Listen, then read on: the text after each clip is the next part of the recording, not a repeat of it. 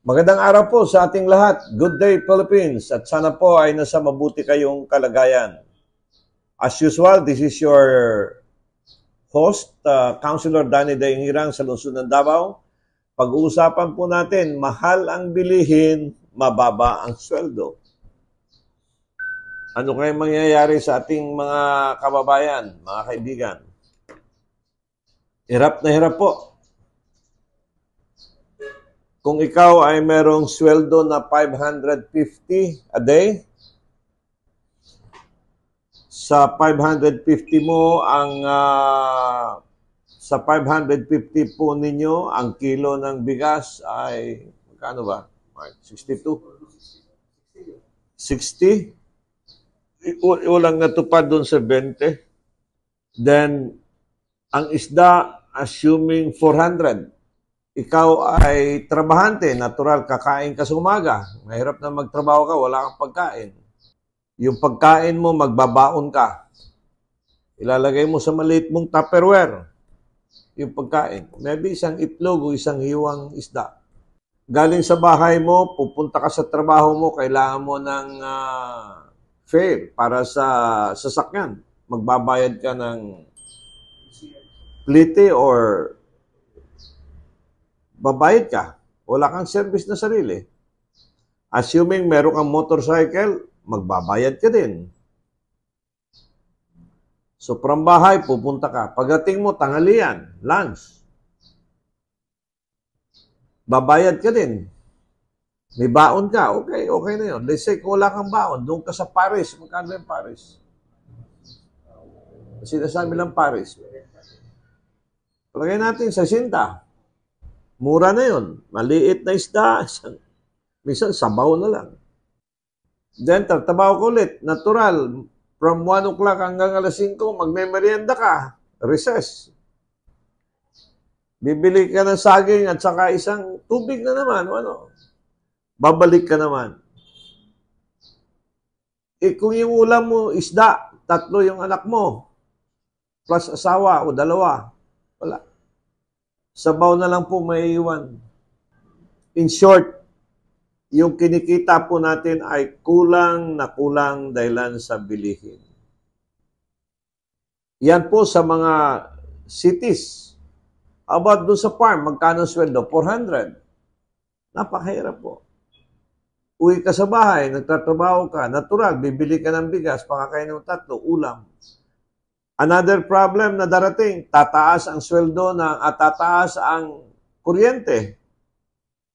Tataas ang tubig. Pataas ang gasolina.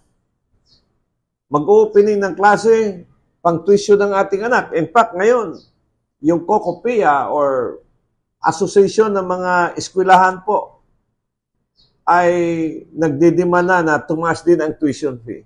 So in short, in general, wala po, hirap ang Pilipino.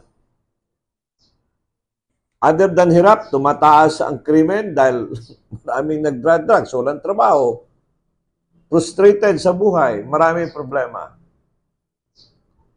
Tumaas po ang sweldo sa Metro Manila at 35 pesos wage hike.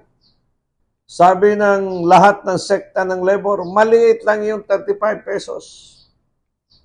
Hindi po natin kaya itong sinasabi nila. 35 wage hike for private sector workers in Manila ay kulang para magampanan yung real needs.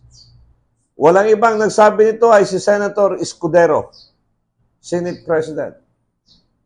Totoo yun. Ako ay sangayon ako kay Senator Escudero. Again, tama yun. Pag tinaasan naman ng sweldo, magsasara, magbabawas ng empleyado yung mga negosyante. At pag nagbawas po ng empleyado, mga negosyante, walang trabaho yung isang tao, may maiwan. Let's say, 20, maiwan na lang, 15. So, 5 walang trabaho. Walang mag-o-open ng negosyo dahil lang po sa takot ngayon, dahil magkakagera. Kahit saan ka lumingon, problema ang Pilipinas. Ayuda, okay po yun. Sangayon po tayo yung pamimigay sa tao. But ito, temporary lang. Bibigyan kang yung araw na ito, bukas wala na. Meanwhile, yung iba, pabalik-balik. Meron nga isang nag-viral, binigyan ng 10,000, 1,500 lang pala yung natanggap niya. So marami po tayong concern at ito po ay hirap ang ating bansa.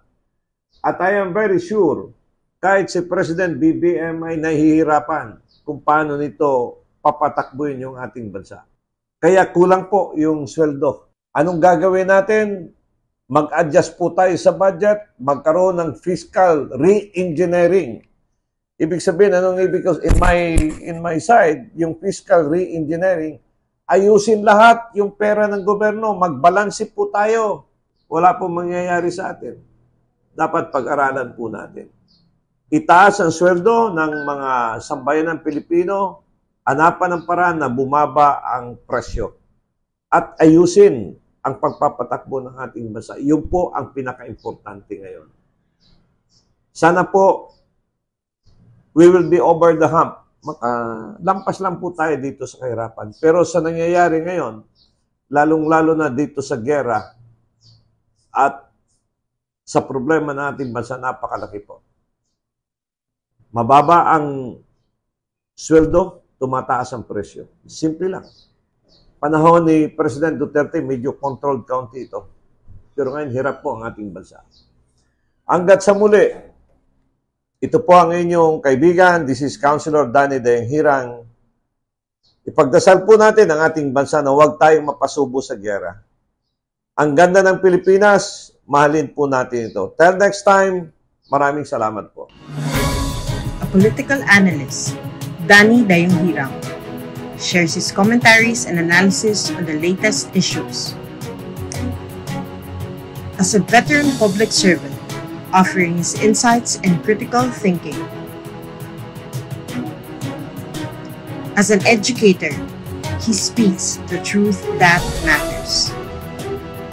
Our seasoned legislator, Danny Daeng Hirang, is live every Monday, Wednesday, and Fridays at 6:30 to 7:30 p.m. via Facebook. Follow us on our social media platforms for more details. Mahalin natin ang Pilipinas.